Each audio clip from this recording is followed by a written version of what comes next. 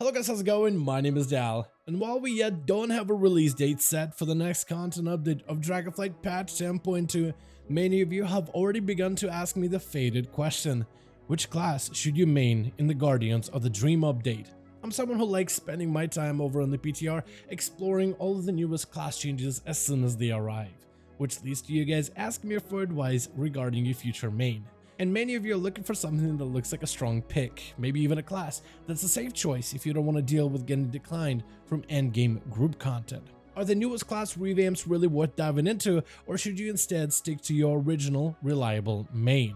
But until we get some final tuning numbers, it is impossible to rank our classes based on their early PTR performance alone, since none of this data is reliable, as it can simply vanish and be eliminated with the next PTR build.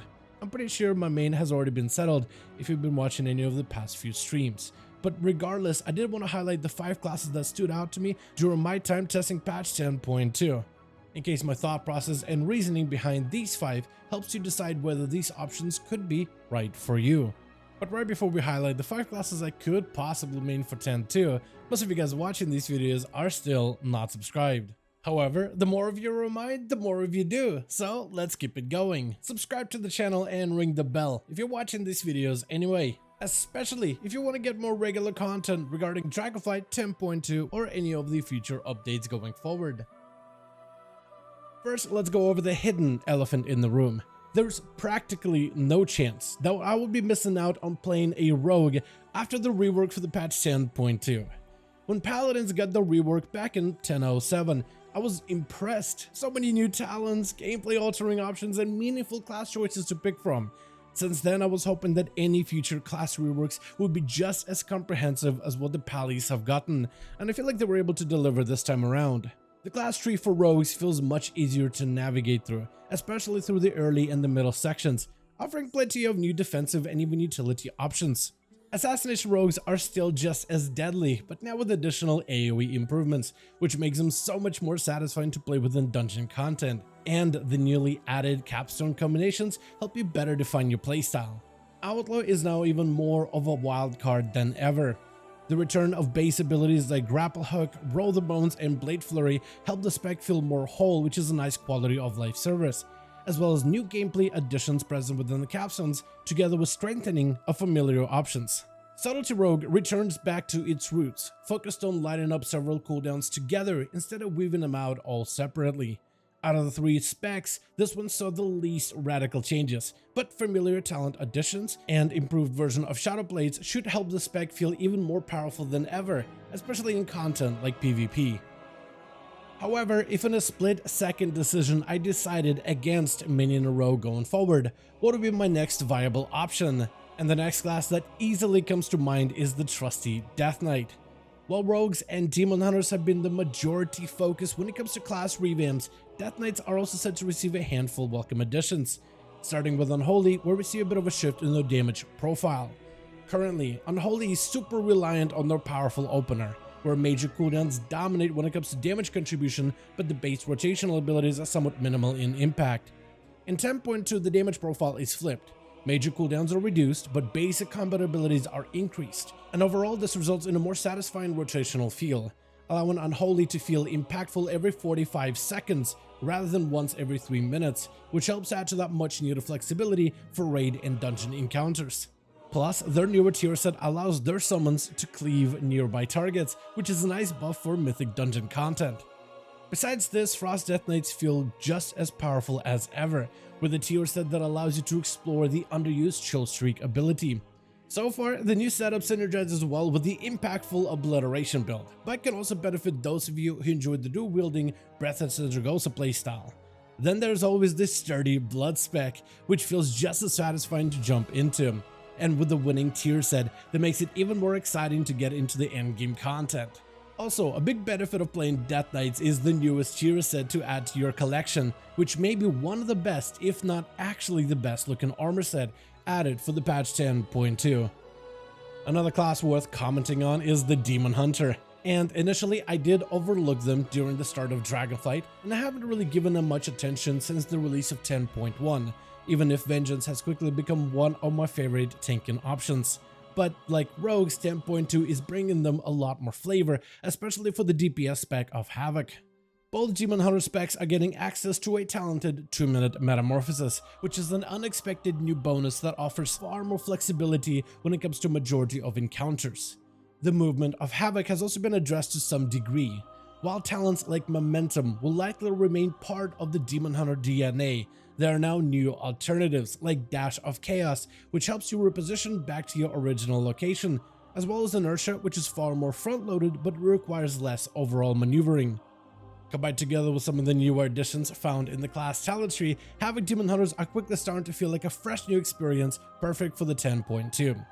And combine this together with a smaller, more of a refresh than a revamp for the Vengeance Demon Hunters, which are getting far better options when it comes to defense, offense, as well as it comes to your overall utility. On top of a fairly competitive tier set bonus, the spec has been looking quite favorable during the early PTR testing. Druid is another class that's usually easy to get into, especially since you have 4 different class specs to pick from. First, the class of Druid is getting an updated version of Heart of the Wild, which greatly bolsters your non-primary role output. The update focuses on increasing the casting speeds of balance abilities by 30%, while rewarding continuous common points while inside of the cat form, greatly boosting your hybrid potential for specs like Restoration.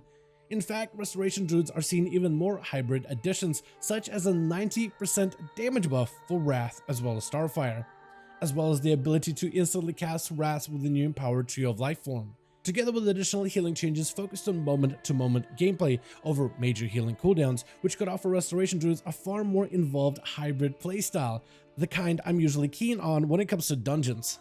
Outside of Restoration, Feral Druid is also getting a new set of talents, such as damage increases while inside of Incarnation, as well as a few new additions to buff-focused cat builds. Feral also gains a fairly powerful tier set bonus focused around Feral Frenzy, which helps create a powerful burst window every 30 seconds, which feels satisfying in content like Mythic Dungeons. Also, you can now finally cast Innervate while inside a cat form, which is a massive quality of life improvement. Balance Druid also saw a few new talent additions focused on expanding their build possibilities, which has allowed them a few talent loadouts to develop over in the PTR, resulting in surprisingly competitive damage within raids and even dungeons. Though I should mention that the class is still subject to all further tuning. And lastly, we have the Guardian Druid. Currently, Guardian Druid is reveling in its dominant Mythic Plus position, but come 10.2 there's always a chance that it may even take a step back away from the spotlight. While the early version of the Bear tier set hasn't quite landed with the community, the spec of Bear is generally easy to get into when it comes to overall tanking, and I think that the previous season has showed us all that it is quite a sturdy, competitive choice when it comes to tackling some of the more challenging endgame content, which may help out its popularity at least during the early days of 10.2. Lastly, I think the class of Hunter deserves to be on this list. Normally, Hunters make for an excellent ult, and they're usually enjoyable to play as is, but I never really thought of them as a potential main until recently. What turned it around for the class are the new changes to Beast Mastery, which has removed a few of the undervalued talents and replaced them with something far more competitive.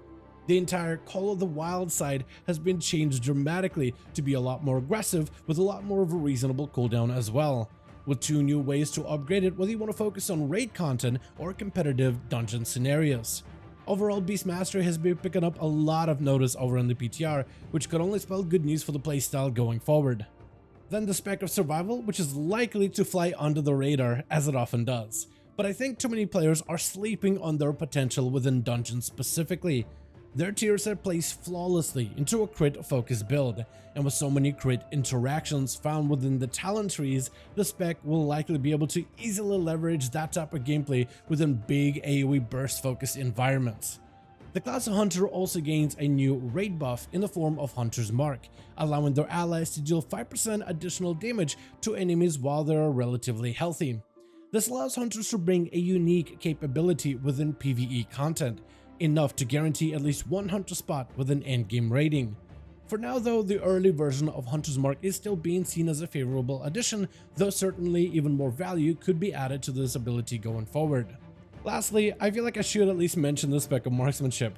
I've given it a go over on the PTR recently, and from early impressions, it looks to play similarly to how it plays today over on the live realms.